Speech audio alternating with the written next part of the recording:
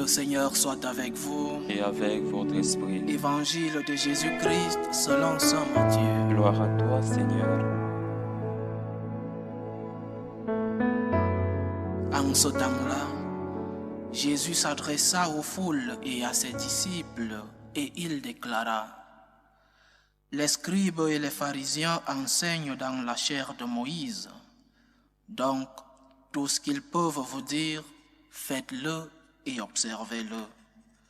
Mais n'agissez pas d'après leurs actes, car ils disent et ne font pas.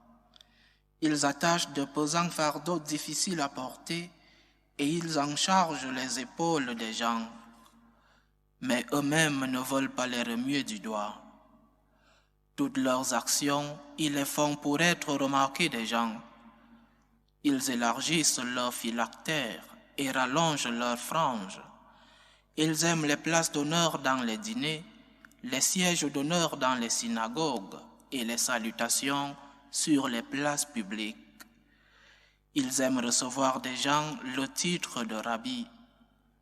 Pour vous, ne vous faites pas donner le titre de rabbi, car vous n'avez qu'un seul maître pour vous enseigner, et vous êtes tous frères. Ne donnez à personne sur terre le nom de Père, car vous n'avez qu'un seul Père, qui est aux cieux.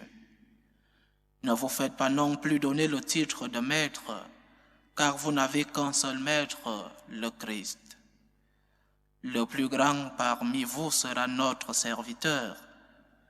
Qui s'élèvera sera abaissé, qui s'abaissera sera élevé. Acclamons la parole de Dieu. Louange à toi, Seigneur Jésus.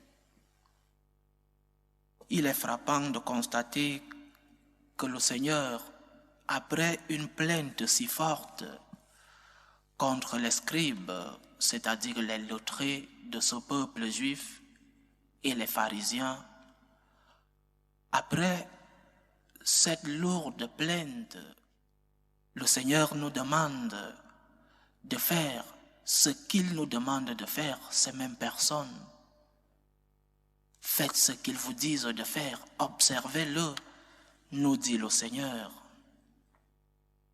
Ces paroles appliquées à la vie de notre Église sont un soulagement, une consolation pour nous, mais aussi sont un aspect de la miséricorde divine, un aspect très important que nous ne voyons parfois pas, nous n'apercevons parfois pas cet aspect de la miséricorde divine.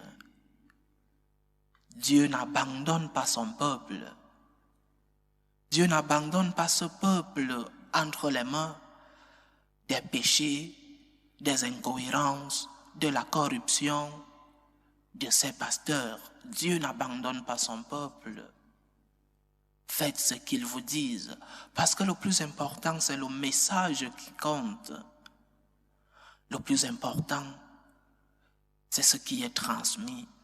Faites ce qu'ils vous demandent de faire. Le peuple n'est pas condamné, malgré les péchés de ses pasteurs, malgré le manque de sainteté, malgré parfois et malheureusement le manque de foi de ses pasteurs. Dieu conduit toujours son peuple vers de verts pâturages. Dieu conduit toujours son peuple vers des sources d'eau cristalline. Dieu n'abandonne pas son peuple entre les mains de ses mauvais pasteurs. Ces pasteurs qui font le contraire de ce qu'ils disent. Ces pasteurs qui font la différence entre le ministère et la personne. Ces pasteurs qui sont des pasteurs seulement à l'église, mais dans la vie quotidienne sont autre chose. Ils ne vivent pas ce qu'ils disent. Mais qu'est-ce qui se passe? Et c'est l'actualité.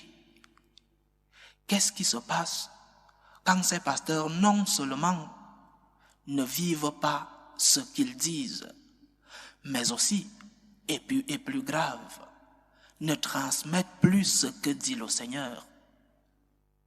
Qu'est-ce qui se passe avec le peuple de Dieu quand ces pasteurs, quand ces bergers sont en train de nier même l'existence de Dieu, sont en train de douter de l'authenticité des évangiles? Qu'est-ce qui se passe? Que fait le peuple de Dieu dans ce cas? Et nous le vivons malheureusement, j'insiste.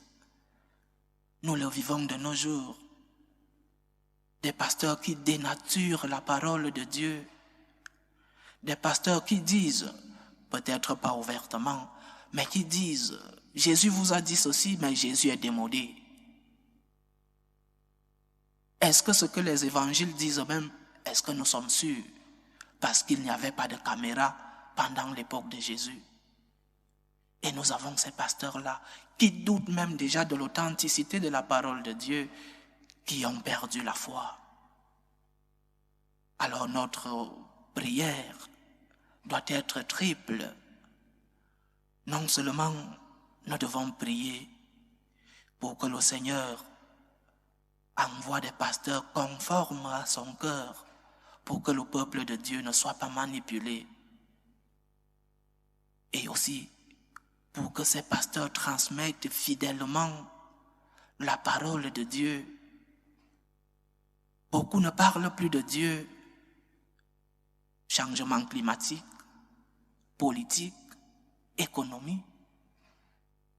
Nous avons mis Dieu de côté et le peuple en souffre.